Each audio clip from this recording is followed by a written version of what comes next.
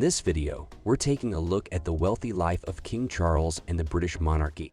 King Charles III, who had been groomed for his position as head of state for over 70 years, inherited vast acres of land, regal estates, rare jewels, paintings, and other personal property, some of which dated back centuries from his mother, Queen Elizabeth II. In addition, he is in charge of the late Queen's assets, which include investments totaling billions of dollars.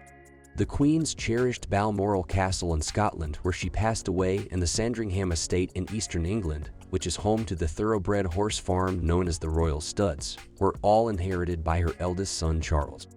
King Charles is also expected to receive the Queen's vast fortune and private collection of jewelry, art, rare stamps, and any personal investments.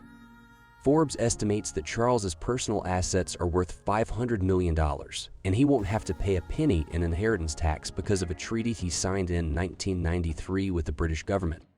The 73-year-old king is financially independent, thanks largely to the substantial income he receives from the Duchy of Cornwall each year. His eldest son, Prince William, will receive the $27 million he earned this year as an inheritance.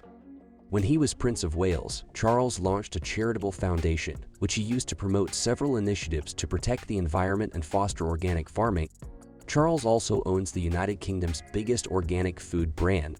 With his accession to the throne, Prince Charles becomes the legal owner of organizations that control some $42 billion in wealth.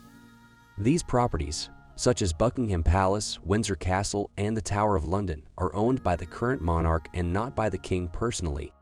The British monarchy's massive real estate portfolio, known as the Crown Estate, is worth $17.5 billion. King Charles himself owns a personal property portfolio worth about $570 million. The crown jewels are the most famous possession of the British monarchy. The value of the royal collection, which includes the crown jewels, was reported at $12.7 billion in 2017. The royal family also owns no less than 9 other palaces, castles, and mansions.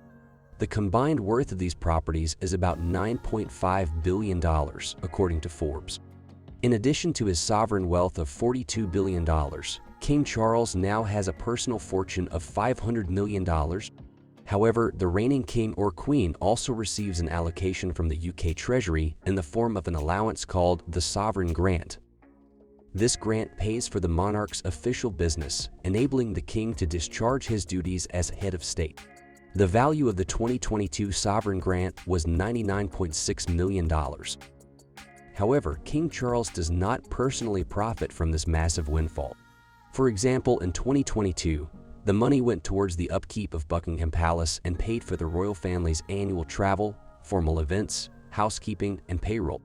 That included Prince William and Kate's 9-day trip to Jamaica and the Bahamas in March, which cost approximately $260,000, making it the most expensive royal trip of the past year. Charles has other sources of revenue besides the sovereign grant.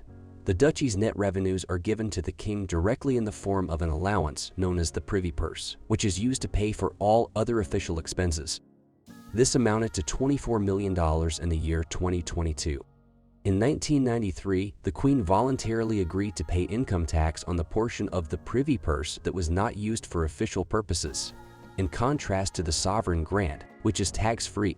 So, with all of this wealth surrounding him, there's no chance that Britain's new king will ever go wanting. Thanks for watching. We make new videos all the time covering the richest, most lavish, most prosperous people and places in the world. So remember to subscribe for more great content.